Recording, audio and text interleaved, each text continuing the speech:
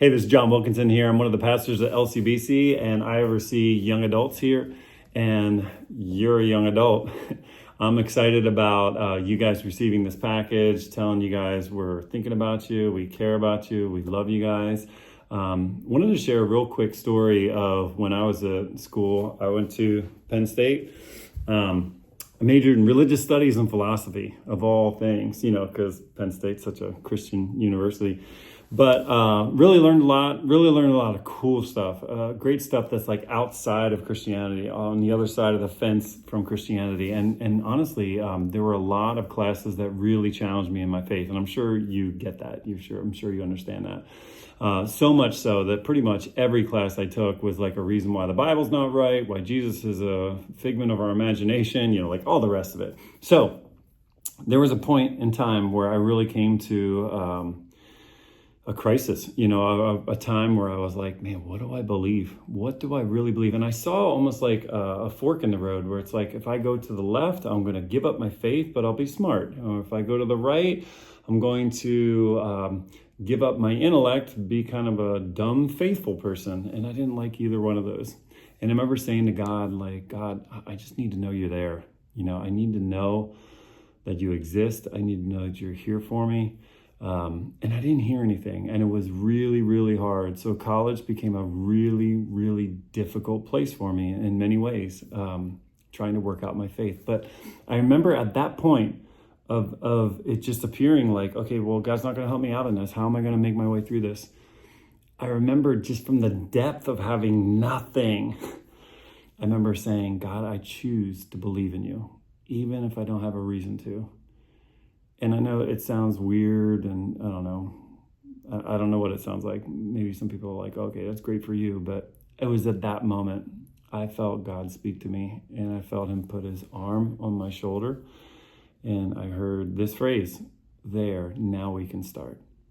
And it was almost like God waited for me to be completely emptied out so that I'd have nothing to fall back on, not my intellect, not these books, not any teaching or anything like that. But it was where it felt like I had nothing. I chose to believe, even if I didn't have a reason to. And through the years, I went on and got my master's, I got my doctorate, and I was able to build up oh my gosh, there's some great reasons for why to believe. I mean, there's all kinds of evidence about the Bible. There's all kinds of stuff that shows us archaeologically, this stuff happened, okay? But see, if I got that at the beginning, then I would have been all puffed up about what I can think. And I think God brought me to a place where it wasn't about what's up here, it's about what's in here. So I don't know if that's helpful to you. I hope it is helpful to you. I know some of you guys are just business majors or maybe music majors, whatever. You're not encountering anything like that. But maybe some of the things that you're encountering have to do with where you're going to spend the weekend, what you're going to be doing in your off time, or maybe it's girlfriends and boyfriends or whatever. There's all kinds of things that will challenge you in your faith and will bring you to the point where you're like, okay, what do I believe? And so I've been there. I know that the people that are sending you these gifts, they've all been there, and we're here. And that's why we do church. So can I just encourage you, first of all, if you've got any questions or if you just want to go further on this, please send me an email. I'm sure it'll be in the information there that's there for you.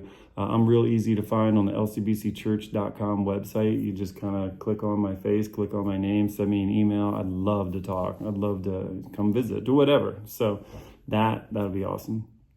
But I think secondly, though, what you need to do is find a place to plug in. There are all kinds of on-campus ministries. There's all kinds of people. Now, listen, you might show up to that and you'd be like, these people are weird, or I didn't find anybody, or nobody wanted to talk to me. Give it time. Go again and try to seek out some friends who are of the faith to build. There's a great phrase that says, when logs burn brightly together, but when they're pulled out, they flame out. So don't flame out. Find other believers that you can engage with, and find a church. A church is real important. When I was in college, I was like, church, okay, whatever. I'll go to church as much as I can, but it's not the biggest thing. It really is the biggest thing. It's the thing that will keep you grounded and will keep you coming back to your relationship with Jesus. And that's important. So, having said all that, I hope you understand my motivation is out of care, concern, love, as a father of my own kids, and I know that there are times along the way where you just need someone coming alongside you and saying, keep going. So that's what I want to do. Keep going. Let me know if you need anything, and I'll be praying for you guys. All these people will be praying for you guys. You are part of a church that loves you and cares for you.